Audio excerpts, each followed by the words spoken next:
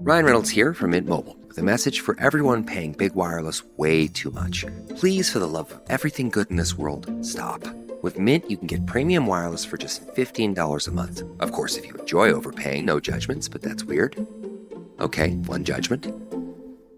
Anyway, give it a try at mintmobile.com/switch.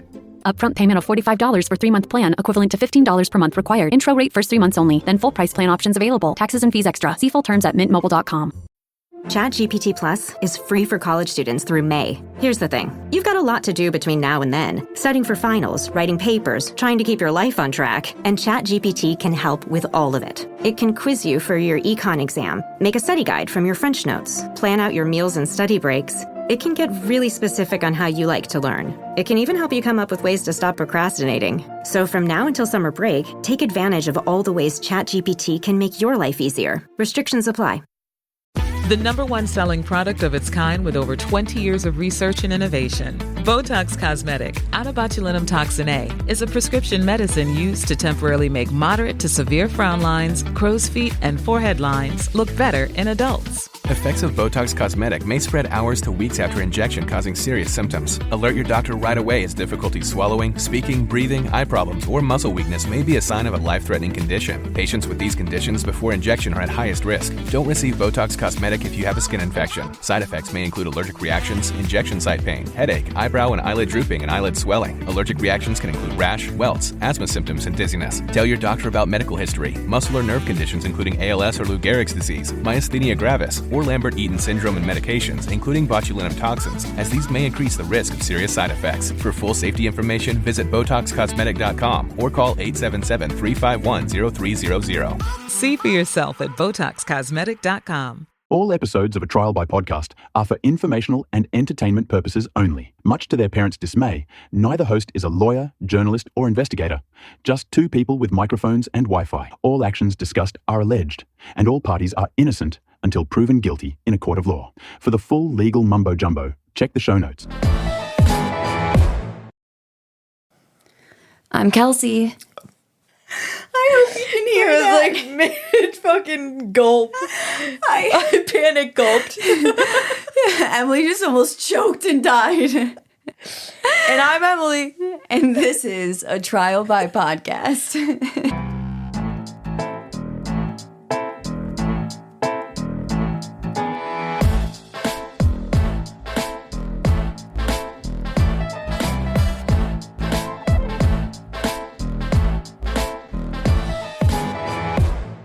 God damn. That would be the second time I choked today. Oh, what'd you choke on before? A french fry at Bob's Big Boys. Nice. So, we're going to get right into it today. I don't have a lot of business to discuss. This case it's borderline on, I'm worried it may turn into 2 parts, and I'm going to try to keep it to 1. So we're going to dive right in. If you haven't listened to the podcast before, welcome. We're happy to have you. If you have been listening to the podcast, thanks for coming back. Welcome back. Yes. Glad okay. You're here. So today, we are going to talk about the disappearance and murder of 20-year-old Amber Tuccaro. So, Amber Alyssa Tuccaro was a 20-year-old Indigenous woman from Alberta's Mikisew Cree First Nation. And in the summer of 2010, she was living in Fort McMurray with her mother and her young son, Jacob, who was just over a year old at the time. Then on August 17th, 2010, Amber flew to the Edmonton area with her 14-month-old son and a female friend for a short vacation. They were just going to spend a couple days there. They checked into a budget motel in Nisku, and I did look that up, and I asked for people to send me voice notes to double check that that was correct, because I saw it on a news story and I was like, does this person really know how to say it? I don't know, but I did look it up, so please don't yell at me if I said it wrong. Just tell me politely how to say it properly. So they checked into a budget motel in Nisku, a small community just south of Edmonton. And basically they were just intending to spend the night there and head into the city the next day. And I believe that the whole purpose of the trip was they were going to go shopping in Edmonton the next day. That evening, however, Amber grew restless. Despite the original plan to go into the city the following day, Amber decided that she wanted to go that night. She's like, they traveled all the way there. They're just hanging out. She's got a young baby. She's young. She's 20 years old. She's like, I want to go around, do something fun and go into the city tonight. So she leaves her son in the care of her friend at the motel. The friend's going to watch him for the night. And she stepped out to hitch a ride into Edmonton. Now, sometime between 7 and 8 p.m. on August 18th, 2010, Amber was seen getting into a vehicle with an unknown male. Presumably, she's hitchhiking with this. She doesn't know this guy.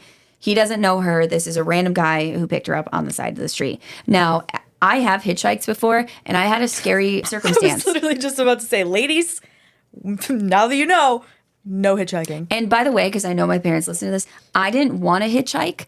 I was with friends on a weekend trip in college, and they wanted to hitchhike, and like they were so much cooler than me, so I had to hitchhike with them. And like when I tell you, my butt cheeks were clenched so tight the entire time. And this guy that picked us up was like so wasted and scary, and I was like, this is it, I fucking told you guys. So don't let your friends peer pressure you into doing things you don't want to do. Don't be dumb like me. Sorry, that's the doorbell.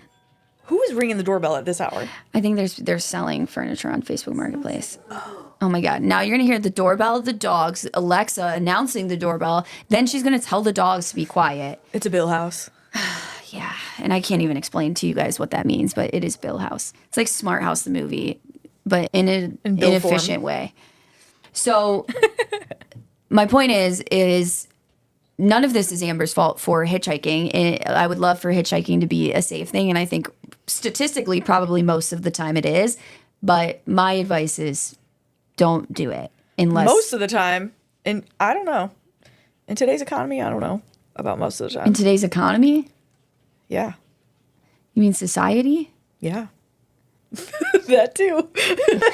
You know, economy refers to like money. Yeah. Because people out here being desperate, you know? Oh, I see what you're saying. I was confused by that. Okay. Yes. So, yeah, I would say, I know the economy's tough right now, but don't hitchhike if possible. Because I just hear so many stories. But again, I never am just told good stories about hitchhiking either. I mean, you know what I mean? I just hear about it in true crime. So I was going to say, I've never heard a good hitchhiking story. But I would just say, like, if you want to be paranoid like me, don't hitchhike. Don't do it. So she gets into the car with this man who picks her up. She's hitchhiking, and she is asking him to presumably take him down to the city. That's what she told her friend she wanted to do that night. And this was the last time that anyone ever saw Amber alive. Now, when she didn't return that night or the next morning, her friend grew very concerned. So on August 19th, the friend calls Amber's mom, who is Vivian Tootsie Tuccaro. Have you ever heard another fucking name? I know, we love a name. We got comments. We got a comment on an Instagram post. I forget what episode it was, but she was like, before you even started talking about this name, I heard you say the name, and I knew Emily was going to be like, I love that name. And I'm like, I love that you guys know us so well. But yeah. I have never had a hyperfixation on names until we started this podcast. Right.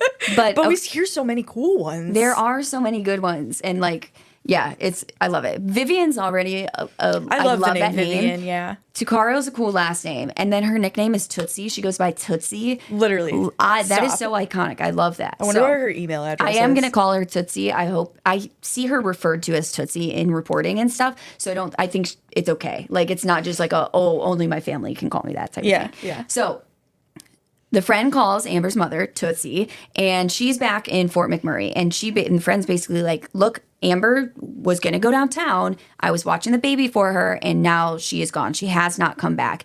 And Tootsie immediately knew that something was wrong. Her daughter would never abandon her infant son or even like fail to check in. If she was going to end up staying out somewhere, she would have told at least her friend who was watching the baby. So she immediately contacts the Royal Canadian Mounted Police, the RCMP, in Leduc, Alberta, which covers the Nisku area, and she reports Amber missing. But from the outset, from the beginning, they felt that the RCMP was not treating her disappearance with the urgency that it deserved. Officers initially just seemed completely unconcerned with the report. And in fact, when Tootsie first reported Amber missing, she was met with a very dismissive response. Police told the family that they had to wait 24 hours before filing an official missing persons report, suggesting that Amber was, quote, probably out partying, end quote. Oh, you have to wait 24 hours. She's probably out partying. That's, like, so fucking rude to just assume that, like, if somebody's missing. And here's the thing. I understand that there are some states where it's like, oh, they have to wait 24 hours or whatever. But that's not what he's saying, though. He's saying that, oh, she's doing something else. She's busy partying. We don't got to worry about her until tomorrow. Right. And here's the thing is, like, I understand that that's a rule some places. I think it's fucking crazy that that's a thing. Yeah. But you also need to be taking the circumstances into consideration here. The friend was watching the baby. She knew Amber was going to go downtown and then she was going to come back. She knew Amber was hitchhiking to get there. So this 20-year-old girl who says, I'll be back tomorrow night, and there's no reason to think that, or I'll be back later tonight, I'm sorry. Mm-hmm. And there's no reason to think she would be staying the night out. She wasn't going to meet friends. She didn't know anybody there. They were visiting not like she was a place.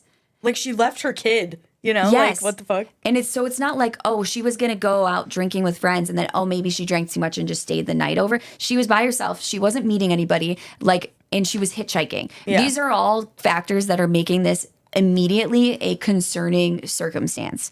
And why the police aren't going to take that into consideration, I have no idea, but they definitely do not. And so they just suggest she's probably out partying in Edmonton and she'll turn up soon. Now, Amber's brother Paul later recalled officers saying, quote, oh yeah, maybe she's out partying or something. She'll come back. That's why we'll give it 24 hours, end quote. Again, it's just like they're literally like, this is not, they're verbatim saying this stuff to the family. This isn't the family insinuating this. At least the family is saying that this was said directly to them. And I fucking believe them because when you hear the way this case was handled, you'll know why. So this casual assumption that a 20-year-old Indigenous mother had simply gone out partying deeply alarmed and angered Amber's family. They insisted, because they know Amber and the police don't, that she would never willingly stay out of touch this long, especially with her son waiting for her. But their pleas for urgency were largely brushed aside.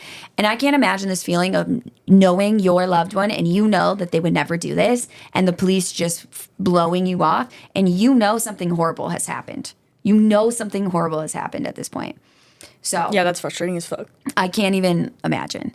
So less than 3 weeks after Amber went missing, the RCMP publicly stated that they did not believe she was in any danger.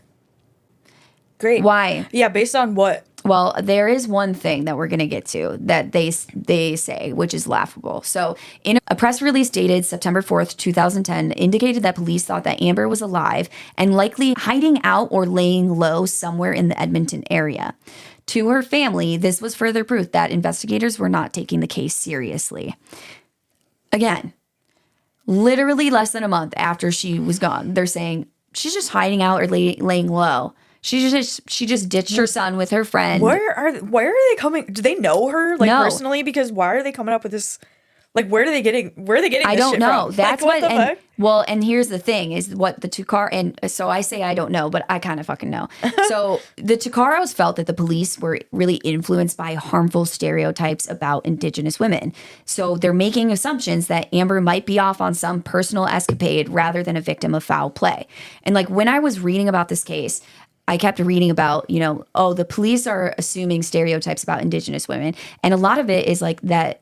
This is just the impression I got from the way it's reported on. It's like, oh, they're out, like Indigenous women are like out partying or they're just like out all night or whatever. And this is actually a stereotype I've never heard, but we also, like, we're from the Cleveland area. We don't have Indigenous communities where we grew up and stuff. So, I don't think so. I'm not saying it's not a stereotype. It probably is. I just had never heard it before. So I was kind of confused by that too. I'm like, why are they assuming? Yeah. But I guess it's obviously a stereotype that has major fucking consequences because they're just assuming, oh, she's a young mother. She's an Indigenous woman. And so she must just be fucking off while her whole family's concerned and whatever. And the family is telling them, no, she is not. And they're not listening. I would literally throw fucking hands with these. Seriously. These mounted police are not giving royal, okay? And they're just saying, oh, she's just hiding out or laying low. And they have no reason to say, like, why would she be hiding out? That makes no sense. Because they're stereotyping and they're being assholes. Exactly. And in reality, what was happening there was critical time was slipping away because according to a later independent review of the RCMP's conduct in this case, they said that they did not begin any real investigation into Amber's disappearance until about a month after she was reported missing. What the fuck? There were no searches for her. There were no interviews of witnesses or of friends or people in the area. There were no significant efforts made during those early weeks when leads would have been fresh. Even Amber's traveling companion, the friend who like saw her get into the car she was hitchhiking in, and the friend that was like watching her car, she wasn't interviewed for months, despite being the last person to see Amber alive. For months after she went missing, the police didn't interview her. I don't understand. Like, what? I don't understand. I don't either. I really don't. You know what it's sounding like, though, is that the police don't give a single shit. Yeah. And I want to make it clear, like, this friend was never considered a suspect. She was just, like, but the point is she should have been formally questioned. I mean, yeah. Should have done something. So when the RCMP finally did list Amber in the National Missing Persons database, they inexplicably removed her name only days later, based on an unconfirmed sighting of Amber in Edmonton that a random tipster called into the police station. Okay. So they list her as a missing person. They get a call. Hey, I think I saw that missing girl. Okay, let's check her off the list. You know, I've been waiting for them to do something that, like, kind of just, like, throws this under the bus and, like, yeah, you know, gets this off their radar so nobody realizes that they waited a month and this girl's still missing and she wasn't just fucking hiding. They finally partying. Put her on the list of missing persons. And then days miraculously, later, somebody, they don't follow random up. tip calls. They don't follow up on this tip. They don't, you know, there's no picture of her. There's nothing to confirm. It's just, hey, it could just be a person that looks like her. It's just someone, and you know how many tips we talk about in other cases where people call in and they're getting floods. I saw this person here, here, and here. And like most of the time it's not them, but the police don't even check up on it. They don't even validate this. They just take her off the list. Okay, case closed. I hate it. Now, she remained off the missing persons list until police reinstated her profile on September 23rd, 2010.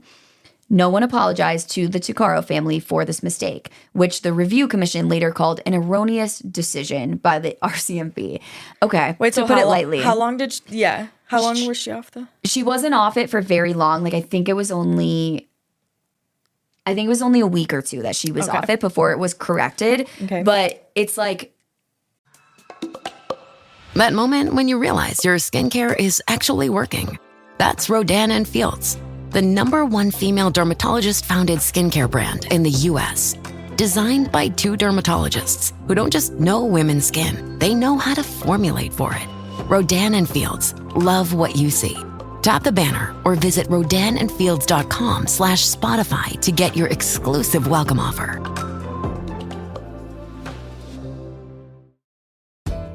PMS, pregnancy, menopause. Being a woman is a lot. Ollie supports you and yours with expert solutions for every age and life stage. They just launched 2 new products exclusively at Walmart. Period Hero combats bloat, mood swings, and more during PMS. And Balance Perimeno to support hormonal balance, mood, and metabolism during perimenopause. Grab yours at ollie.com. Ollie! These statements have not been evaluated by the Food and Drug Administration. This product is not intended to diagnose, treat, cure, or prevent any disease. This episode is brought to you by Greenlight. Get this. Adults with financial literacy skills have 82% more wealth than those who don't. From swimming lessons to piano classes, us parents invest in so many things to enrich our kids' lives. But are we investing in their future financial success? With Greenlight, you can teach your kids financial literacy skills like earning, saving, and investing. And this investment costs less than that after-school treat. Start prioritizing their financial education and future today with a risk-free trial at greenlight.com/Spotify. Greenlight.com/Spotify. The family had to call them out on it for it to be corrected. Otherwise, she would have just remained off this list, is the impression I'm getting from this. And really, these early missteps left Amber's loved ones feeling completely abandoned by the very authorities who were supposed to be helping them find their loved one. Mm-hmm. Isn't that their job? You know, quite like, literally. Who else do you call if not them? To help you find somebody that's missing? I don't know. And years later, after this investigation into the RCMP's misconduct, because we're going to talk, I'm putting a little hinty hint throughout the story as we're talking about some of this stuff, but we're going to talk a lot about this investigation into the RCMP at the end. Good. But Amber's brother Paul said of this, quote, "We now have a report." Speaking of he's talking about this investigation, okay? We now have a report and we now know that my sister's case was mishandled. Had practices been followed, we would not be here today and maybe my sister would be back home, end quote. The point is there are procedures and practices in place that are supposed to stop stuff like this from happening, and the police were not following them in Amber's case. And for the Tuccaro family, each day of delay and inaction felt like torture. They continued to press the RCMP for updates, but the communication was very infrequent. Months would pass with little progress. And as 2010 turned to 2011, Amber Tuccaro was still missing, and her family's worst fears only grew. Now, amid the uncertainty, one chilling piece of evidence did emerge. But it would take 2 years for the public to hear it. Because unbeknownst to Amber's family at the time, at about 8:30 p.m. on the night that she disappeared while riding in that stranger's car, Amber used her cell phone to call her older brother, who was incarcerated at the time in the Edmonton Remand Center. So here's the thing, is Amber is fucking smart. Amber is fucking smart because she knows calls from the jail are recorded. And so she calls her brother, who's in the jail, and they have a 17-minute conversation between Amber and her brother. It's on a recorded line. On a recorded line. And in the background of this call, the voice of this unknown driver can be heard. And this audio recording, capturing some of Amber's, or at least her last known words, would later become a crucial and haunting clue in the investigation into her disappearance. We're going to talk a lot about this tape. I'm going to tell you first, there are things I don't know about this. I know that we have about a minute of this tape, and I am going to play it for you, and it is disturbing because you can hear the fear. It is disturbing. I don't know what the other 16 minutes of conversation was. I don't know. It doesn't sound like she had the phone up to her ear. I almost think she was trying to hide this phone just from this piece of the clip that I can hear. Like she made this call like down by her side, hiding it from this man. Oh, like by her. Yeah. I don't know what her brother's saying. I don't know her brother's thoughts, and I could not even confirm. We have some quotes from her brother named Paul. I could not even confirm if Paul was the brother that was on the other end of this phone call or not. I do not know. And I also could not find why the brother was incarcerated at this time. I think doesn't necessarily, probably is not relevant to Amber's story. Okay. So again, I've got like about a 1 minute clip of this call, and then we are going to talk about it. So if it's hard to hear, don't worry, we're going to go over it. Where are we by? We're just heading south of Beaumont, or north of Beaumont. We're heading north of Beaumont. Yo, where are we going? No, listen. Are you kidding me? You better not take me anywhere I don't want to go. I want to go into the city. Jeez. Yo, we're not going in the city, are we? We're going. No, we're not. Then where the road going to? 50th Street. 50th Street. Are you sure? Absolutely. Yo, where are we going? 50th Street. 50th Street. I don't like that. That guy's voice just creeps me the fuck out. It is just so disturbing when we're going to learn a little bit more about, Amber's remains are later found. She was murdered, and presumably, I think rightfully so, by this person that you can hear in the clip. And I just want to say this was so fucking smart of her. And if you are ever in a position where you feel scared or uncomfortable and you can't get out, I would say try and record that any way, shape, or form. And if you can do it in a way that if your phone is destroyed or never found, that recording is still going somewhere, whether it's to someone's voicemail or to like a fucking live stream. I don't know. I think this or is... like a 911 dispatcher. All of those calls are recorded too. Right. And what you hear here, I guess let's go through I want to kind of review the call and sum it up, and then we'll talk more about it. Because for 2 years after she disappeared, the RCMP, they must have had this recording. Like, they got this from the jail, Mm-hmm. I assume that her family knew about this call within the 2 years because it was made to her brother. But I don't know what the relationship between the brother and the rest of the family is. So maybe that's not the case, but that's my assumption, is that they knew. But for 2 years, this call was not released to the public. It stayed within the investigation. And it wasn't until August 2012 that they finally released that portion of the clip to the public, hoping that someone might recognize the mysterious man's voice. And I don't want to be like, I know I'm such an armchair detective, but I don't understand the logic here, why they wouldn't have released that clip immediately. Because while that guy's voice is hard to hear, if you know him, I feel like it's enough to know his voice, like to recognize who. It's not like what's the bridge guy? The bridge guy from, Emily probably doesn't know what I'm talking about, from Abby and Libby, who were 2 little girls who were murdered. We will cover this case one day. It's going to take me 5 or 6 episodes to cover it. But there's a video they started recording because they were in the park, and they were recording this guy who was following them on a bridge, and he said, "Go down the hill," or something. And they played that clip over and over again in the press, trying to get anyone who recognized this man's voice. But for me, at least, I was like, I don't know. It's too quick and short that I don't know you could recognize it. This one, I feel very differently. I feel like I don't understand why they would keep this for 2 years. I'm not saying there wasn't a good reason, but if there was, they haven't explained it yet. And they've gotten a lot of criticism for this. So I feel like there probably wasn't. It just doesn't make sense to me.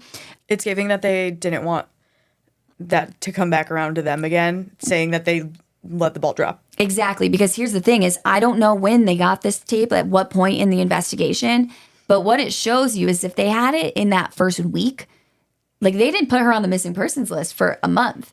So you can hear her. She sounds distressed in this tape. It's obvious that she is scared and she's distressed, and she's making this call because she's trying to record what's happening to her. And so I think that, and this is total speculation, allegedly, whatever, I think they're trying to cover their own asses because it is so obvious that this girl had been kidnapped and likely murdered, and they weren't doing shit about it. That's just, again, I could be making some incorrect assumptions. I don't know, but that's what it sounds like to me. And so finally, 2 years later, in 2012, they released this clip at an Edmonton press conference, and they basically just are like, hey, anyone recognize this man? And Amber, obviously in the clip, she's just asking the man, like, where are you taking me? And she tells him, quote, "You'd better not be taking me anywhere I don't want to go. I want to go into the city," end quote.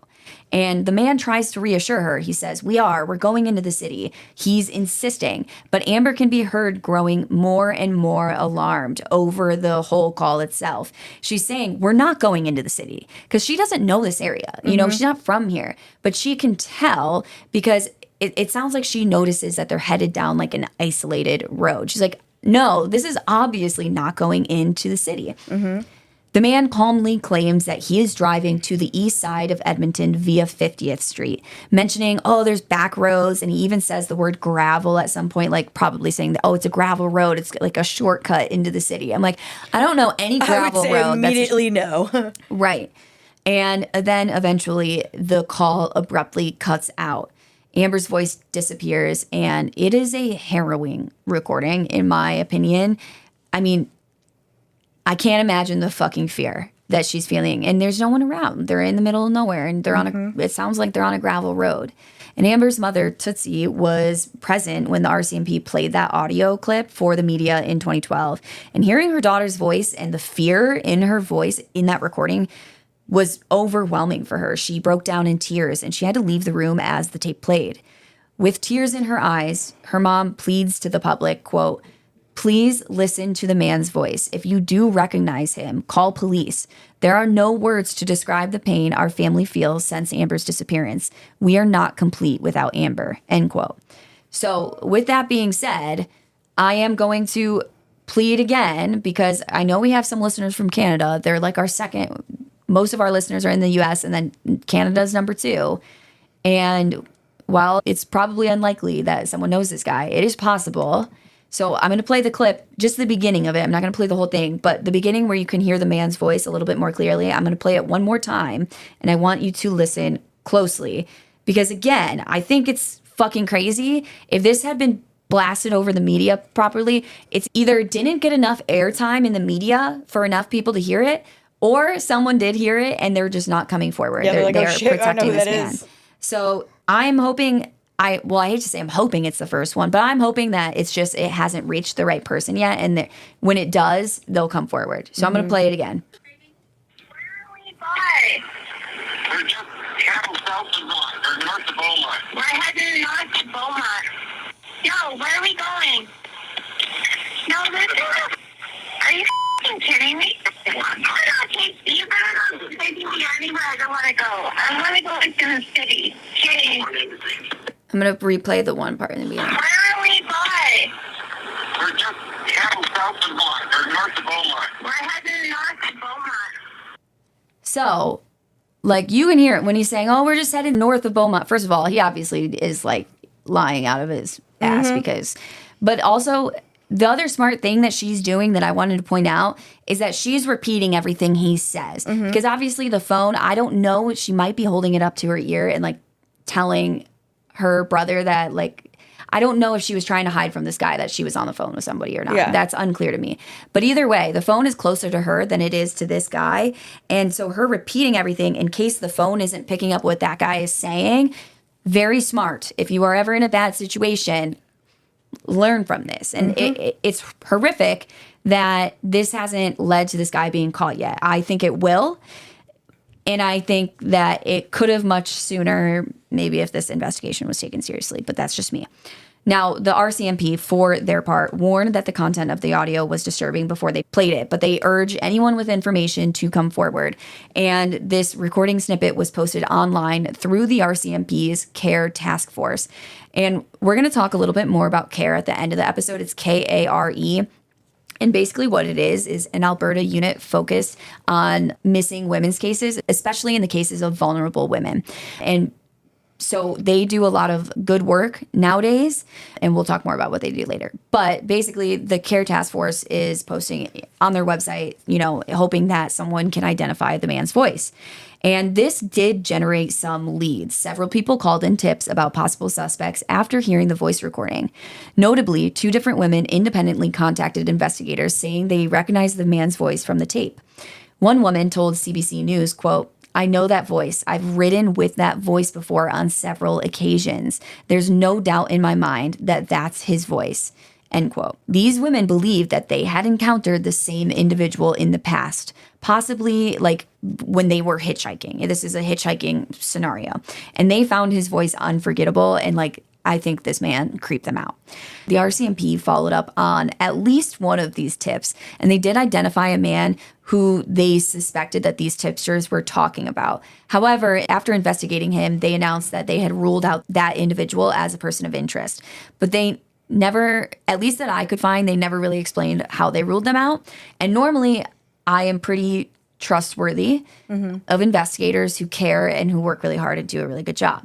But the whole thing about them taking her off the missing persons list because one phone call makes me like, do we trust you guys ruling people out? I feel like you should explain to us one what you phone did. call and you guys were like, oh, that's it. Again, it's possible that they did and I just was not able to find it. But the moral of the story is they could never find this other guy that tipsters had called about. They didn't know this man. This was like a random man that they got in the car with hitchhiking and freaked him out. They didn't know this guy. How convenient for them. But the true identity of the man in the car with Amber that night remains unknown to this day. And his voice, although captured forever on recording, really just is still haunting this case. This episode is brought to you by Principles. Are there limits to the U.S. government's debt growth? What will happen if the debts are not curtailed? What should policymakers or investors do? Those are urgent questions that legendary investor and New York Times bestselling author Ray Dalio addresses in his new book, How Countries Go Broke, The Big Cycle. The book comes out in June and is available for pre-order today, wherever books are sold. Impact confirmed. The Slayer has been activated.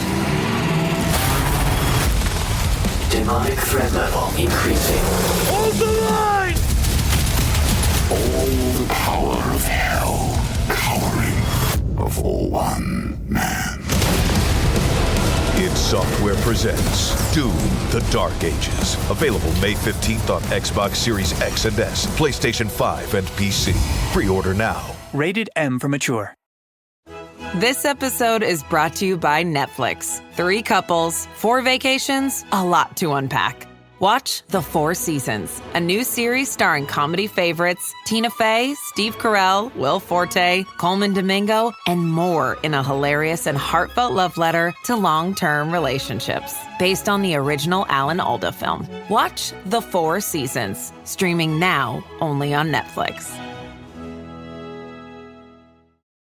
What also became clear in hindsight is just how vital that 17-minute call truly was. Investigators later noted that 17 minutes is the exact amount of time it takes to drive from the Nisku motel where Amber was picked up to the remote field in Leduc County where she would eventually be found. So she was on the phone the entire time? Yes. Oh my God. Because you know what? Like, have you ever been in a situation where you're like, I'm kind of freaked out right now. I'm going to call, like, you're walking to your car late at night and you're like, I'm going to call somebody so I'm like safe. So somebody will know if something bad happens. Mm-hmm. And that's kind of what I feel. So she must have got the heebie-jeebies like immediately. Yeah. Or she just was like, or she was just covering her, or she was just doing it. Maybe she did this every time she went, every time she hitchhiked. I don't know. But like to call her brother in prison? Yeah, well, you know it's being recorded. Yeah. Because it's also like, can they just take calls at any time of day? I don't know. Yeah. I don't know how that works. But either way, it's smart for her to call somebody when she got in 100%. 100%. And the call, the other thing is about this is like the call likely ended at the very spot, or at least very close to the spot where she was murdered and where her remains would later be found. And I think that's a heartbreaking realization for not only the family, but like her brother who was on the phone with her, listening to this call from jail, unable to do anything to help her. And yeah, especially the way like the call ended too. Like that's fucking. Yeah, exactly. So for over 2 years after Amber went missing, her family held out hope that she might be found alive, even as the circumstances looked increasingly grim. But that hope was shattered on September 1st, 2012. On that day, a group of horseback riders traveling through a farmer's field in rural Leduc County came across scattered human remains. The location was a desolate area south side of Nisku, not far from where Amber had been last seen. The RCMP were called, and the remains, a skull and bones, were sent for forensic identification. And dental records confirmed the Tuccaro family's worst nightmare. The remains were indeed Amber's. So at this point, Amber Tuccaro's disappearance was now officially a homicide case. The young mother's life had come to a tragic end, abandoned in a grassy field about 17 miles from her motel. The RCMP assured the public that the investigation would intensify with this discovery. Yet for Amber's... now it's going to intensify? Yeah. Yo, got it. Now we realize it's serious, even though she had been missing for 2 years. Not like this could have been prevented. I don't know. Exactly. And for Amber's family, the finding of her body, while it brought, I don't even want to say closure, it basically just brought anger and questions. Why had it taken them so long to find her? She was just in a field 17 miles away. Could more have been done earlier on to save her life? And those questions only grew louder as details emerged about how the case had been handled up until that point. The area where Amber's remains were found raised additional alarm bells as well, because sadly, she was not the only tragedy hidden in those fields. In addition to Amber Tuccaro, the remains of 4 other women were discovered in the same general area of Leduc County, Alberta, between 2002 and 2015. All 5 women were Indigenous and disappeared under similar circumstances. It's believed that all disappeared while either hitchhiking or engaging in sex work in the Edmonton area. And to be clear, Amber was not engaging in sex work, and as far as I know, that was not something that Amber was known to do at any point. But some of the other victims were known to be sex workers. Now, the first victim was Edna Bernard. She was 28 years old, and she was last seen on September 22nd, 2002 in Edmonton. Her body was found the next day in a wooded area near Range Road 245, just north of Roley View Road. And her body was found burned. 40-year-old Katie Sylvia Ballantyne was last seen on April 28th, 2003 in Edmonton. Her remains were discovered on July 7th, 2003 in a field near Leduc, same general area. Dolores Brower, 33 years old, disappeared on May 15th, 2004 while hitchhiking in Edmonton. Her remains were found on April 19th, 2015 on a rural property near Leduc. But, like, they don't think that this is an issue. No, in the town. We're gonna get to it. There are okay. Because I'm like, wow, this is a lot of women going missing in this one specific area. Yes. Yep. So Corey Ottenbright was 27 years old when she disappeared, and she was last seen on May 9th, 2004 in Edmonton. Her remains were discovered on the same day as Dolores Brower's. They were found in the same general location, so they were both discovered that day. And so that was on April 19th, 2015 in the rural property near Leduc. So, of course, then we know Amber Tuccaro, 20-year-old Amber, went missing on August 18th, 2010 after accepting a ride from an unknown man, and her remains were found on September 1st of 2012. So the RCMP's project, the CARE project that we discussed earlier, they continue to investigate these cases. But as of right now, no charges have been made in any of these 5 murdered women's cases. And the gruesome cluster of bodies led to speculation that a single unknown predator, or at least, like, basically they're speculating, is this a serial killer? Is this a serial killer? Because it's looking that way. I don't know. To me, it was like a big gap in time from when these women went missing, and like when this was from 2003 to 2015, I believe. Mm-hmm. Let me double check that. 2002 to 2015. So it is like a large time, and there are chunks of time in between where, you know, at least that we know of, girls did not go missing and no remains were found. But like all women, all in the same area, all kind of like, well, and they were young Indigenous women. Yeah. They were all young Indigenous women, and they like were either hitchhiking, they were known to hitchhike, or they were known sex workers. Mm-hmm. And this pattern, once Amber's remains were discovered, they added urgency to Amber's case, which should have been there the whole fucking time. For all these women, it should have been. But now it's like, now that there's 5 of them, now it's worth the police's time and urgency. Okay. Like, that's what's crazy to me.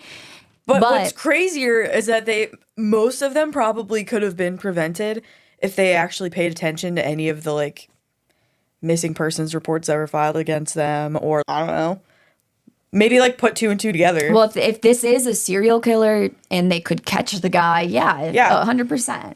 Now, again, we don't know for sure that it is a serial killer. It is a rural area. There are time gaps, but for many people, especially at the time when Amber's remains were discovered, the leading theory was that this was some type of serial killer. And her case was no longer just about justice for one woman, but it was also about stopping a potential serial killer from preying on more women in the area. And despite these ominous clues, progress in Amber's homicide investigation seemed to be frustrating slow. After her remains were found, Amber's family reported that the RCMP provided them with very few updates, and they were few and far between. And one thing, this is a tangent, but it's true crime related, so don't freak out. I think I saw this, I don't know if I heard it on a podcast or saw it on TikTok or something, but I heard someone say this the other day. I think it was a podcast. Fuck, I'm really sorry. I would love to give credit to the person that said this, because this is I think they were repeating it from somebody else though. But either way, they were talking about how when women, I think it might have been Kristen from True Crime Creepers that I did the collab with. I'm not 100% sure. Doesn't matter. When women like are raped and they're talking about, oh, what were they wearing? What were they wearing? And then they were telling a story about a specific case. I'm sorry, I can't remember what the case was either. But like they were saying, okay, this woman was raped and she was wearing this outfit. And then like across this campus, they started giving lectures about like how women can protect themselves. And they're saying like, don't wear these things and don't like walk around late at night by yourself and whatever. And it's one of those things that I think we talked about a lot in the Sarah Everard case. And I'm sure in a bunch of other cases, they have all this education for women about how to protect themselves from predators. And nothing about men being predators. And I'm not saying, oh, they should tell you don't wear certain outfits. That's fucking crazy. Yeah, but I think that we do have to learn how to protect ourselves from predators, 100%.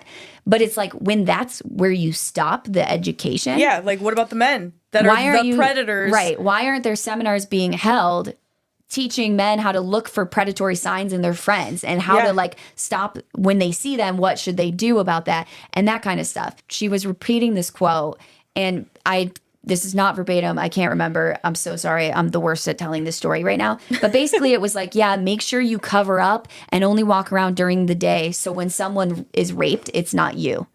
And that's, it gives me goosebumps because that's the thing is when you're teaching women to protect themselves, right? You're not reducing the rate of like predatory men, maybe by a minuscule amount, but really it's like, hey, these men are going to be predators.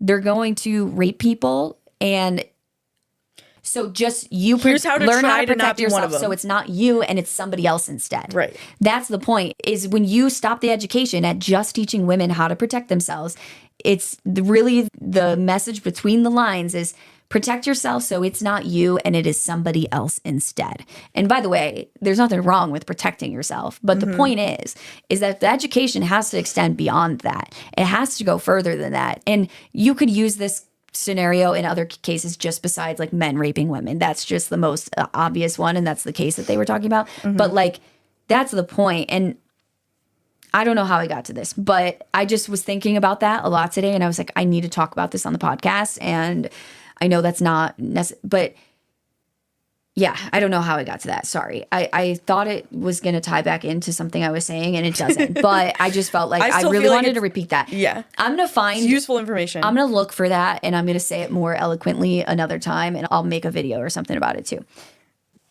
So I'm sorry for my tangent, but where we left off was basically even after Amber's remains were found, her parents and her family are getting very few updates from the police.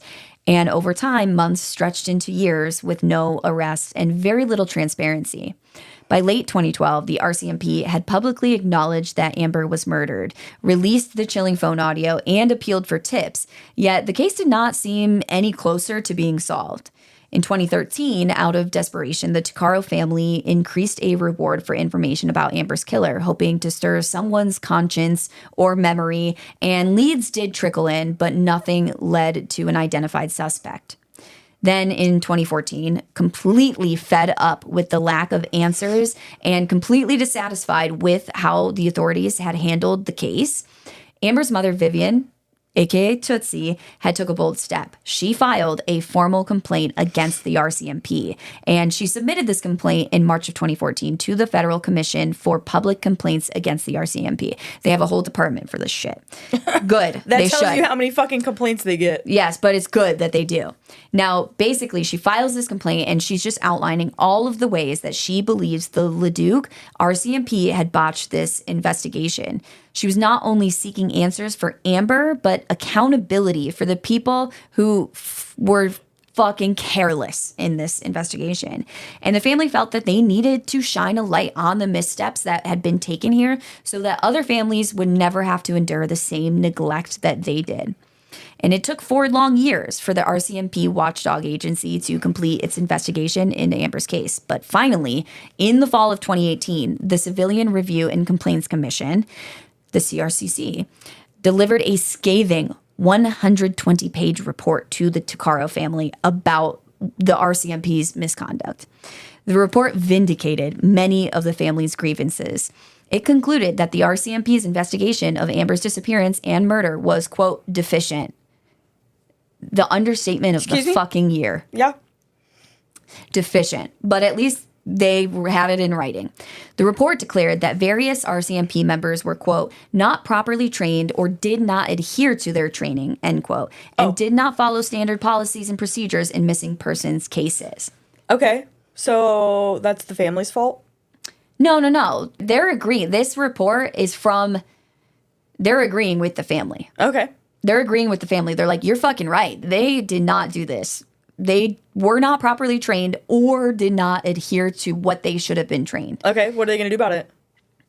That's a great question. It sounds like not much. They're gonna be better. They said they're gonna learn from their mistakes. You're right. But no one's punished. Obviously, but it's not like we're gonna change anything.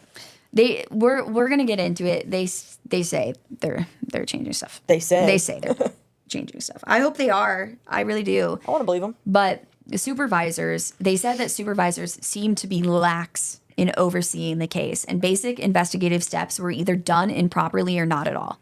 So they didn't give a shit about literally this this 20-year-old mother with her whole life ahead of her and her 14-month-old son who now doesn't have a mother. And she was a single mom. So the dad was not in the picture. So, I mean, he was taken care of by the family after Amber's disappearance. But yes, it's just like he now has lost 2 of his parents. And it's horrific. But it just seems like they didn't care about this. Now, crucially, the independent review confirmed just how much precious time had been lost at the start of the investigation, because approximately 1 month passed with no meaningful effort by the Leduc RCMP to investigate Amber's disappearance. Like I said, they weren't searching for her for the first month. They didn't interview anyone. And the first formal interviews with key witnesses did not take place until 4 months after Amber went missing. So they did talk to some people like before that, but it was like kind of like a casual, they went and saw them kind of thing. But yeah, the like, formal have interviews, you seen her? No? Okay, cool. Moving on. But they, 4 months, they didn't do formal interviews with people for 4 months after this woman went missing. And it's like, well, you guys said you didn't think she was missing because she was off partying. You think she's off partying for 4 fucking months? Are you fucking kidding me? That, I feel like, I just don't understand how they can get away with that part of it. Because, like, how do you just say, oh, you think she's missing and you're her family who knows her? We have no idea who this lady is. But, oh, maybe she's partying. Like, yeah. She's got to be partying. You don't even know your own kid. She's partying. And I'm sure that wasn't the excuse they used for the whole 4 months, because I would hope not, because that's so outlandish that I feel like anyone would be like, that literally makes 0 sense. Yeah. But like, my point is like, they don't fucking care. What's the word I'm looking for, Emily? That's the essence of it. Yep, there it is. Vacations will never be the same. Welcome to the theme parks of Universal Orlando Resort. With spectacular hotels and more, Universal Orlando offers an entire week of vacation awesome. Visit universalorlando.com. We off? 30 seconds of carefree bliss. Oof, like wind in your hair carefree. Oh, like using Clorox Disinfecting All-Purpose Cleaner in the home carefree. Yes! Like dog slobbing on the coffee table and cleaning it with Clorox Carefree? He's on a roll now. Spit toothpaste on the faucet. You got it. You got it. Peanut butter on the light switch. Oh, spritz, spritz. Spritz, spritz. Clorox, man. Clean feels good. Okay, we're back. Use as directed. Faraday presenta Ojos con Alergia y Picazón contra el Jardinero. Y el ganador es Faraday Extra Fuerte. Para aliviar la picazón de los ojos por alergia, actúa más rápido y supera a Claritin y Flonase aún a las 24 horas. Faraday, adelante. So, glad I could help. Basically, the commission calls this unreasonable and unexplained. And again, like, I'm glad that this commission is coming to the right conclusions, but also, this is why I swear so much in these things. I'm like, I understand they have to, like, be professional. I'm not saying they should swear. But, like, they're using words like deficient, unreasonable, unexplained. How about fucking atrocious? Mm-hmm. Why don't we throw an atrocious in there? A horrific would be nice. Like, this just seems like they're really underplaying this, in my opinion. But I don't know. Everybody tells me I'm dramatic, so. However, to get back to it, the whole fact that they delayed this for 4 months, it squandered. You like that word? Squandered? Yes, I did. That ChatGPT came up with that word for me. This squandered critical opportunities to gather evidence. The commission also blasted the decision to remove Amber from the missing persons list based on that unverified sighting, calling it an erroneous decision. Again, erroneous decision sounds like the understatement of the century, but we're seeing a pattern here. Yeah. Now, each misstep, the report implied, diminished the chances of finding Amber alive and later hindered the murder investigation as well. Perhaps one of the most disturbing revelations was how evidence had been mishandled in the case.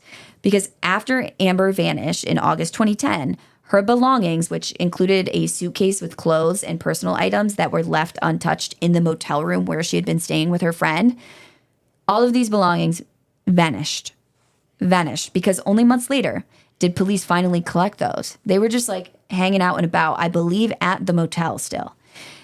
Months later, they collect those belongings, but instead of preserving the items, they were accidentally destroyed while in RCMP custody. Wow, how convenient for them. Accidentally destroyed a murder victim's belongings after leaving them at the motel for months.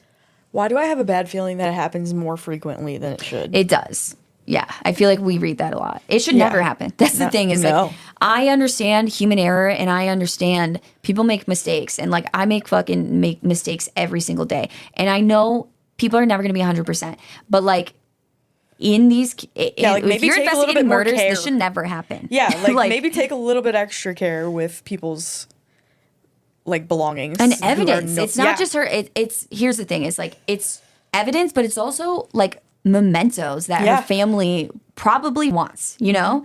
And according to the CRCC report, a constable and a corporal at the Leduc detachment failed to follow proper procedure for securing that property. In other words, potentially vital evidence and again, cherished mementos of Amber were literally tossed out, quote, with the garbage, unquote, is how her brother put it. He's like, they threw it out with the garbage. And he asks, how does that happen in this day and age? Because again, this is like they just kept 2010. Literally, this case, they just kept dropping the ball. Every turn, it's like, oh, you have evidence, you have her belongings. Nope, actually, those are gone. And this goes beyond like human error and people make mistakes. This is fucking just careless, sure. reckless, atrocious, horrendous, horrific. You got any? Disgusting. Yes, that's a good one. It just makes me so angry. Yeah. And I'm just reading the story. You know what I mean? Imagine if this was I can't. I know I say this every time, but it just anyway. For Amber's mother, the loss of those items was devastating because they didn't just have forensic value. They were some of the last tangible pieces of her daughter's life, which was now gone forever. And when the RCMP's failures were finally laid bare in black and white on paper, the Tuccaro family felt a mix of validation, but also pain because Paul Tuccaro put it, what should have been done wasn't done. It's like these were standards that were already set. So it's not like we had talked about I don't know. I feel like we've talked about this in many cases where it's like new standards were set, like Adam Walsh was one. New standards were set for how things were handled because of Adam's case. But the thing is like in this case, especially, a lot of the standards were already set that they're arguing should have been done. They just weren't following them. And it's like those standards have been set for a reason, guys. They've been set for a reason. What are the it sounds like there's no consequences for not following them is what it's leading up to. It doesn't really sound like there were any consequences. The report did include 17 recommendations that were aimed at fixing the gaps.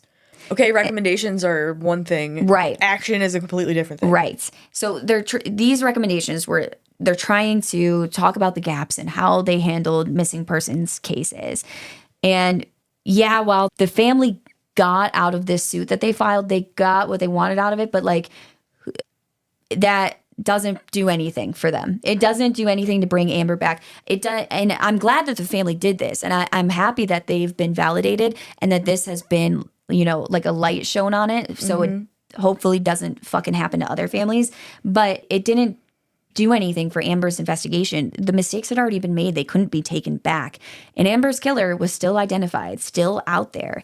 And yeah, it's just, what consolation is it at this point? Again, I'm glad it was done, but I don't know. It doesn't help Amber. Now, under growing public pressure, the RCMP eventually issued a very rare formal apology. On July 25th, 2019, nearly 9 years after Amber went missing, Alberta RCMP Deputy Commissioner Curtis Zablocki met with the Tuccaro family and acknowledged the many mistakes made in Amber's case. He said, quote, I fully acknowledge that the early days of our investigation into Amber's disappearance required a better sense of urgency and care.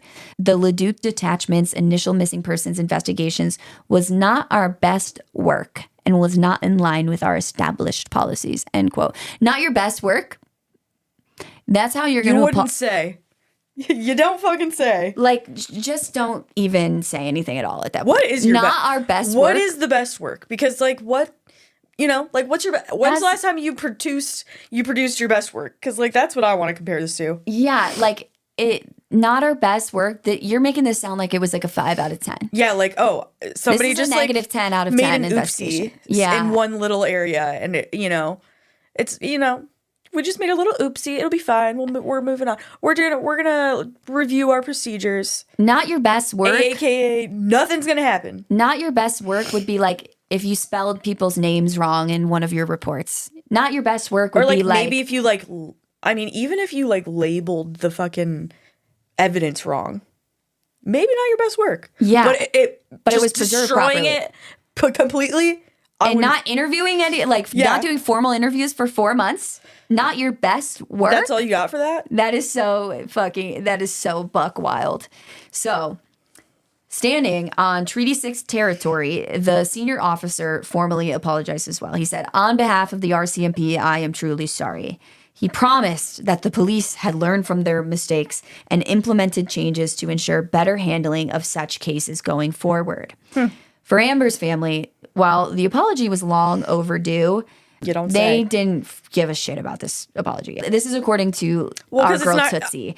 Because it's not going to change anything. She initially rejected their apology. She told reporters that she felt the apology was motivated by public relations rather than by genuine remorse. Hell yeah, Tootsie. She explained, quote, "As of right now, the apology doesn't mean anything to me. They did it because they had to, not because they wanted to," end quote. Preach. Mic fucking drop, Tootsie. 100%. 100%. And I just do you not have someone reading over this to say it was not our best work? How about you say how this case was handled was atrocious and unacceptable and can never be corrected, and I am so sorry for what we have done to your family. Mm-hmm. How about that? Look, police departments, if you're making apologies, send them to me to review, please. But only if you fucking mean it. Or even use ChatGPT could give you a hell of a lot better apology than that. And here's the thing, is it's the fact that that's what makes it ingenuine to me is if you can't come up with the words that that properly describe what you have done, then I don't believe your apology. Yeah, if your apology can't equate to the fuck up, then I don't want it at all. It's like when your boyfriend is like, "Well, I'm sorry that you feel that way." It's like when they cheated on you diabolically, yeah. And they're like, "Oh, you're upset? I'm sorry you feel that way." But yeah, they slept with your mother, your best friend, your cousin, your teacher, and they're like, "Well, I'm sorry that you're upset about this." Yeah, literally. It's giving. We were on a break. It's giving narcissist. Yeah, that's what it's just. Anyway, it's the whole thing is crazy, and the apology to me, it comes off as bullshit. Yeah, very. And while they didn't even try to hide it. Do I think these officers were just like, "Oh, we hate this girl, so we're going to purposefully not solve her case"? No, but I think they just didn't give a shit because they saw her as a young single mother. I don't know too much about her family's, but I know that at the time when she went missing, she didn't really have a home. She would stay with her mother and then she would stay with friends and whatever. She didn't have a home, but it's not like she was on the side of the street with her baby. She had good, safe places to stay with her and her child. Yeah. With people who took care of her friends and family opened their homes for her. Right. So it's I think they just didn't give a shit about this person because she was seen as a vulnerable woman that put herself in a dangerous situation by hitchhiking. And that kind of stuff makes me so mad. Because that's the thing is we talk about these vulnerable women, we talk about victims who they are sex workers, or they're maybe they're homeless, maybe they are drug addicts, and not just women, anybody. And it's you can see that the police don't give a shit and stuff. It's well, they put themselves in dangerous situations. And it's do you not understand all of the horrific shit they must have faced in their life to be put into those circumstances? And now you're just well, now we don't care because they did this to themselves. And it's they've been beat down their whole lives by the entire world, and now they're extremely vulnerable, and now you just don't care. I don't get it. You get what I mean. At least I hope. Or I made no sense. I don't know. No, I got you. So, to this day, the RCMP insists that Amber Tuccaro's homicide case remains an active being the key word, active and open investigation. No arrests have ever been made, and the unidentified man from the phone recording, the last person to see Amber alive, has never been identified. Investigators say that they still receive the occasional tip, and Amber's family continues to push for justice, increasing rewards and keeping her story in the spotlight, saying, quote, "We're not going to give up. Somebody out there knows something," end quote. That was from her brother, Paul. And basically that They're just trying to push the investigation along while also honoring Amber's memory. The family has become vocal advocates, not only for Amber, but for all missing and murdered Indigenous women in Canada, determined that Amber's story will not be forgotten and that it will make a change in how police handle the cases of not only just missing and murdered Indigenous women, but of these victims who are seen as vulnerable women. And that's the thing, is Amber's case is not an isolated incident. Her story exemplifies broader systemic issues surrounding the disappearances of missing and murdered Indigenous women. And we talked about a little bit in our coverage of Savannah LaFontaine Greywind, and I called myself out because we were almost 50 episodes in and we had only covered, she was the first MIW case that we had ever covered. And we talked a little bit about what MMIW means and like some, but I wanted to give you some statistics and talk more about this in this case. So that's where we're at right now. Be ready for some numbers. I don't know why I'm leading up to this in this way, but for years, Indigenous families and communities have decreed the indifference and the bias they often face from law enforcement when a daughter, sister, or mother goes missing. In Amber's case, the suggestion that she was probably out partying rather than the fact that she was in a dangerous situation, she was hitchhiking and she went missing and was probably an endangered victim. This reflects a stereotype that Indigenous women are somehow less credible as victims, a prejudice that can fatally delay urgent action. Tragically, Amber became one of the hundreds of Indigenous women who have been murdered or vanished under suspicious circumstances in recent decades. Nurses, are you tired of spending weeks or even months finding the perfect job that matches your specialty with your ideal shift and salary? LinkedIn has improved your job search experience. Search by specialty, the shift you want to work, and the salary you want to make. Go to linkedin.com/nurses and begin searching today. That's linkedin.com/nurses. Note, side effects may include less time finding the perfect job, working a shift that you love with a salary that can take you to St. Thomas, Jamaica, and continuous smiling because of how simple this process was. This episode is brought to you by Factor. Optimize your nutrition this year with Factor, America's #1 ready-to-eat meal service. Factor's fresh, never-frozen meals are dietitian approved, ready to eat in just 2 minutes. Choose from 40 weekly options across 8 dietary preferences like Calorie Smart, Protein Plus, and Keto. Eat smarter at factormeals.com/listen50 and use code listen50 for 50% off plus free shipping on your first box. Factormeals.com/listen50. Code listen50. Terms and conditions apply. Shopping is hard. I can never find anything in my size. I don't even know my size. I buy my clothes the same place I buy my groceries. There's a better way. Make it easy with Stitch Fix. Just share your size, style, budget, and done. Your personal stylist sends pieces picked just for you. That was easy. Stitch Fix. Online personal styling for everyone. Free shipping and returns. No subscription required. Get started today at stitchfix.com. Statistics illustrate the scope of this national crisis in Canada. And I am sure these are very similar in the US, but because this case is in Canada, I pulled statistics from Canada. So in a 2014 RCMP report, this report found that between 1980 and 2012, 1,181 Indigenous women and girls were reported murdered or missing across Canada. Indigenous women make up only about 4% of Canada's female population, yet they account for 16% of all female homicide victims during that time span. So, in other words, an Indigenous woman in Canada is roughly 4 times more likely to be killed than a non-Indigenous woman, which is a horrifying disparity. Yeah, that's wild. And this is widely attributed to systemic racism, socioeconomic inequalities, and historic injustices. More recent analyses continue to show Indigenous women facing significantly higher rates of violence in general. For example, in 2014, the homicide rate for Indigenous women was almost 6 times higher than for non-Indigenous women in Canada. So the first study I talked about is a longer study, which normally the more data, the better. Mm-hmm.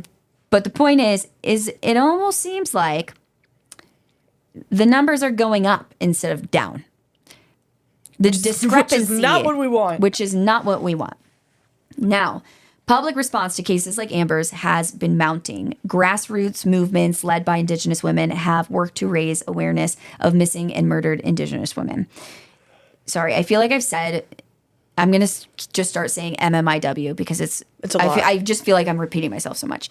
So vigils, marches, and campaigns like No More Stolen Sisters and the Red Dress Project have honored victims and kept pressure on authorities to do better. Amber Tuccaro's name has been invoked in calls for justice at rallies and on social media, a poignant example of a beautiful life cut short and a family denied answers for too long. Her family participated in the National Inquiry into MMIW for women and girls, a federal investigation launched in 2016 after years of advocacy. And in 2017, the Tuccaros also testified before the inquiry, sharing Amber's story and the RCMP's mishandling as evidence of the need for sweeping changes across the board.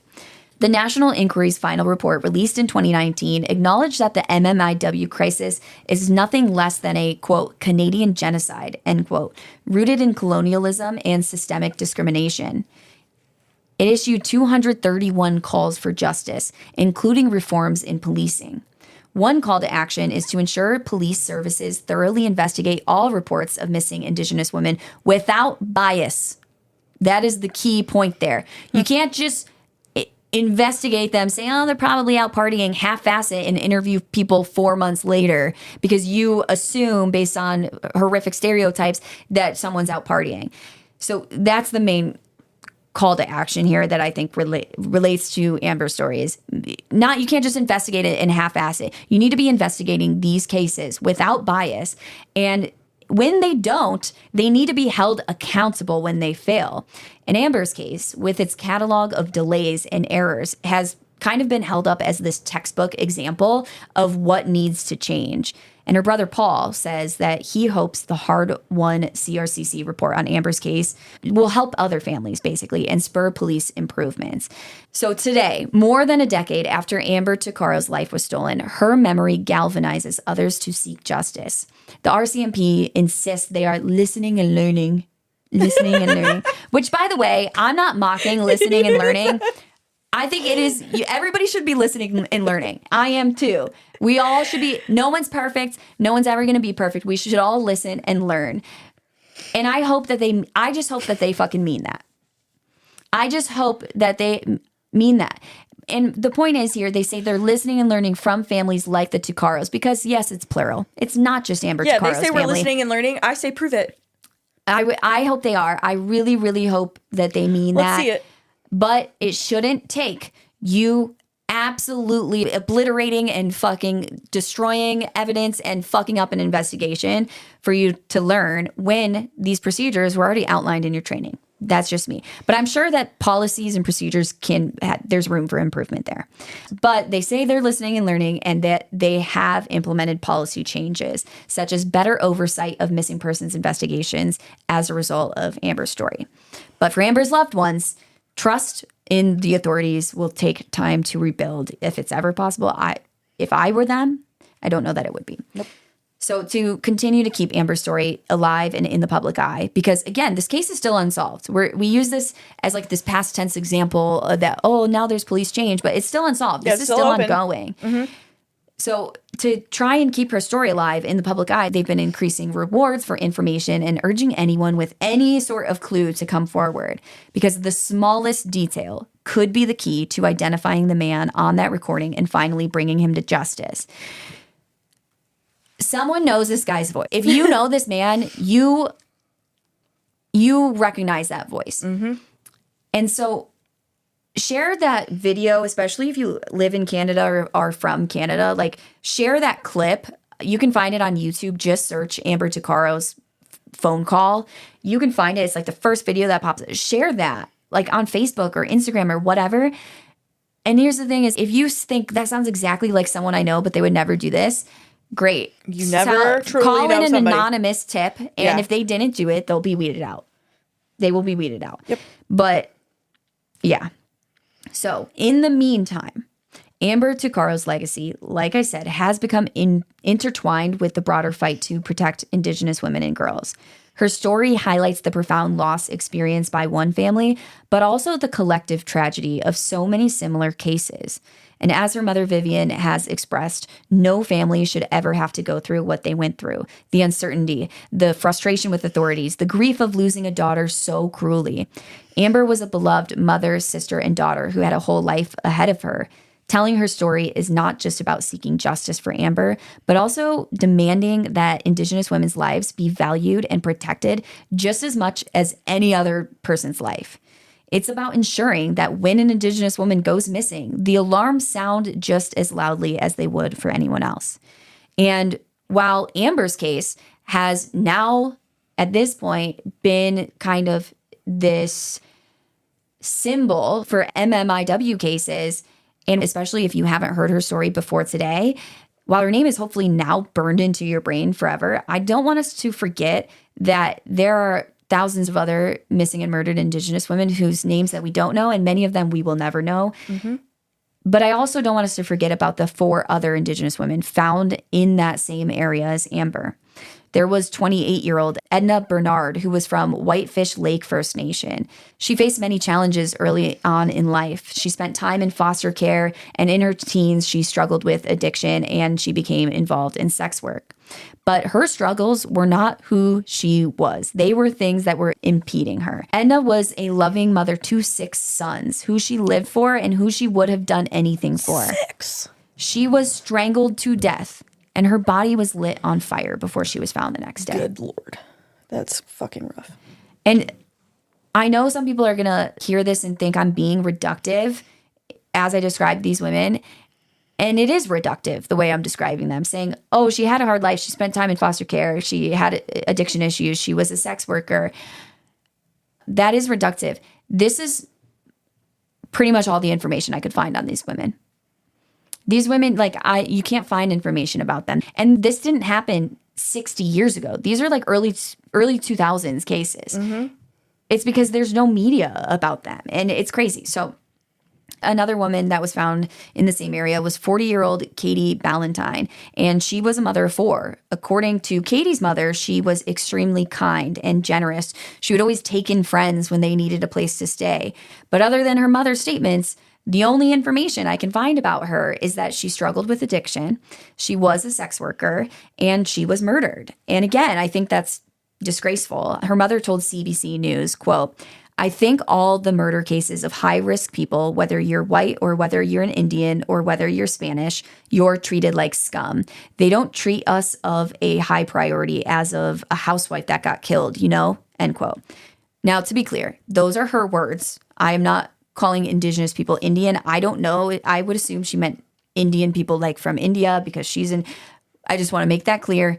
But the point is, what she's saying, anyone who is of a low socioeconomic status, anyone who struggles with addiction, anyone who is involved in sex work, they are treated like scum. They are in these investigations and in the media. People care less about them. I can't even find paragraphs to talk about these women. I could find a few articles, and they don't talk about who they were as people. It bothers me. Now, Dolores Brower, she was a 33-year-old Métis woman. And again, I couldn't find much information about her, but what I could find is this.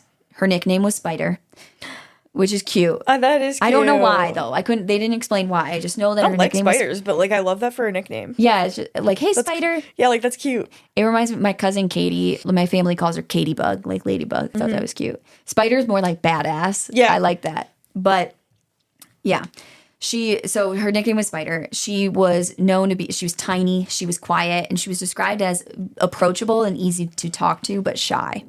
And again, couldn't find much about her except for those facts and the fact that she was involved in sex work. And the reason the sex work is mentioned is because it's believed that these women were killed by someone who had picked them up for sex work. So, I mean, it is related. I'm not saying it shouldn't be mentioned.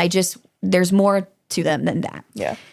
Now, this is what's crazy about Dolores and the next. So Dolores, before she had died, she had provided her dental records to Project CARE. CARE, that KARE that we mentioned in the beginning. And this is a program aimed at identifying missing persons, specifically vulnerable populations. And so basically what they do, from my understanding, is they go out to vulnerable populations. So this might be, kind of people on the streets or sex workers or people struggling with addiction. And they ask for samples of their hair or their dental records or something. So if they find an unidentified body, they can then run it through those systems for like DNA and see if it's one of these people. And what that tells you is that they expect horrific things to happen they to have these people. they have a database just for people Which it's a good thing that they do. But it's just the fact that they even need it is, and the fact that this woman literally was like, "Oh, I am in a dangerous line of work," or like, "I should do this just in case," and then she was killed. Like, I feel like I've heard this in other cases where they're like, people are like, they get freaked out or something, and then a couple months later, they just like are killed. Yeah, and it's like it just is crazy. So Dolores had given over her dental records, and that's how her body was identified. And it makes you think, well, what if she hadn't done that? Would she have been identified? Yeah. I hope so. Yeah. Now, lastly, the last woman that was found in that same area was Corey Ottenbright, who was 27 when she went missing. She was also involved in sex work, and aware of the dangers associated with her work, she did proactively provide a hair sample to Project CARE in 2003 for identification purposes in case she went missing. That makes me so sad. I know. That makes me so fucking sad. That they're like, and again, you can say as much as, well, this is dangerous work, and and we can try and educate women in this line of work on how to protect themselves, but you can't stop there. And we can try and proactively get their DNA in case they're fucking murdered. We can do that, and those are all good things that we should do, but it can't stop there. We need to they are not responsible for what horrible fucking things these people do to them. What are we doing? And I'm not saying nothing's being done, but it feels like not enough is being done to protect them. Home means something different to everyone. But with Rocket Mortgage, home can mean even more. It can mean a college education, taming your high-interest debt, even a renovation. We've made it easier than ever to use your home equity. That home you worked so hard for, now it can work hard for you. Call 800-4ROCKET or visit rocket.com to find out more. Rocket Mortgage, LLC, licensed in all 50 states. NMLSconsumeraccess.org, number 3030. Morning decisions. A creamy mocha frappuccino drink? A sweet vanilla? Maybe a smooth caramel? Or that white chocolate mocha? Whichever you choose, delicious coffee awaits. Start your day with bottled Starbucks Frappuccino drinks. Pick up a bottle near you wherever you buy your groceries. And not enough is being done afterwards when it's like, I don't understand why no one... Okay, sorry. So, according to Vice, some of these murders, including Corey's, may be linked to two men. Vice's Rachel Brown wrote, quote, "This could include two men, Thomas... Sorry, when I say this name, you're going to hear why I stuttered. Okay. Svelka. Okay. Svelka. Okay, do you hear why I said... Thomas Svelka and Joseph Lebukin, who are already... Emily made this. She likes Lebukin. I knew it. But we don't like him because they are already behind bars for killing other Edmonton sex workers. Oh. I don't believe this is together. Related? These are two separate things. Now, Svelka is currently serving an indefinite prison sentence. And by the way, I messed this up. This whole paragraph is a quote from Rachel Brown. I just want to properly cite that because then I interrupted when we were talking about the name. I'm sorry. So this is still, what I'm about to read is still a quote from Rachel Brown. I don't want to plagiarize stuff. So Svelka is currently serving an indefinite prison sentence for second-degree murder of a sex worker. Lebukin was convicted of first-degree murder for killing a sex worker in 2005 while he was already serving a life sentence for sexually assaulting and beating another girl to death, end quote. Thomas Svelka and Joseph Lebukin, who are behind bars for killing multiple women, and it's believed that these women were indeed sex workers. And so that's why they are thinking that they may be linked to Corey's case and some of these other cases. However, they don't think that either of these men is linked to Amber's case at this point. Okay. But again, none of these cases are solved to this day. Yeah, so they could technically be related. Right. And now the CARE database, the most recent number I could find, but still it was from a few years ago, was that this database now includes over 2,500 women, like their DNA and stuff, that are being entered in case they go missing or are murdered.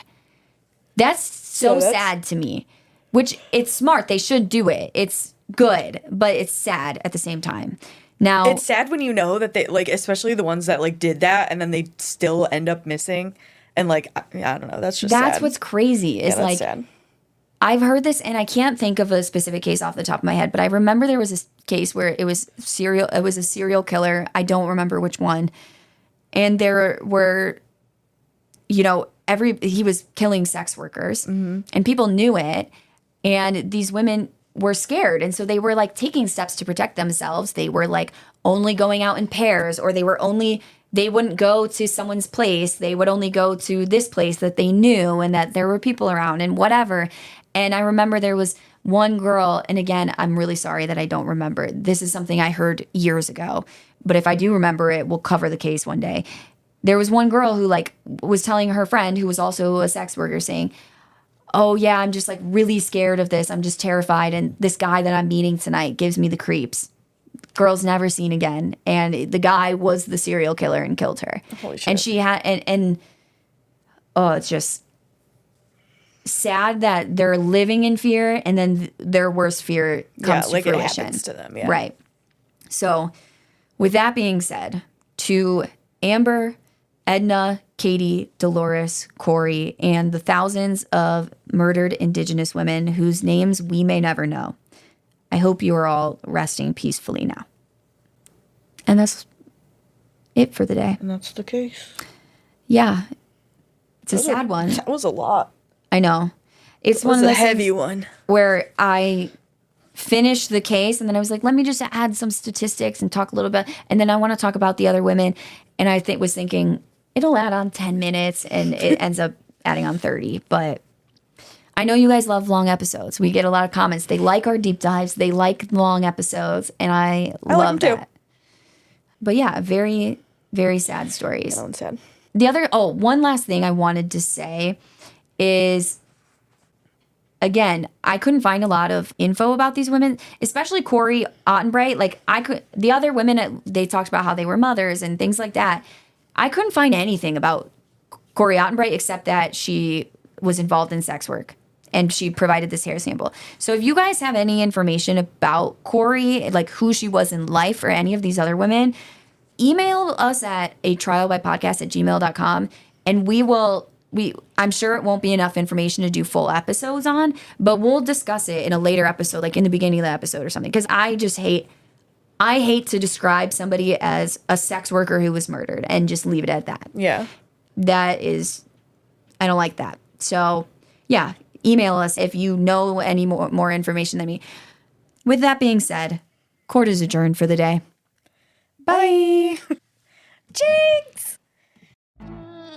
Now, if you guys love the pod, make sure you're following us wherever you're listening so you don't miss out on any future episodes. And while you're at it, we'd be forever in your debt if you had left us a 5-star rating. For more content from us, you can follow us on Instagram and TikTok. Both are at A Trial by Podcast. You can also follow us on our Facebook and join our Facebook group. You can shop our merch by clicking the link in the show notes or visiting our website, atrialbypodcast.com. A Trial by Podcast is a fully independent podcast. If you'd like to help support us, you can do so by donating through the link in our show notes. The site we use for this is called Buy Me a Coffee, but don't worry, your donations will never be used for coffee or frivolous things, only for expenses related to running and growing the podcast. So thank you guys for your support. Thank y'all. Huzzah. Huzzah.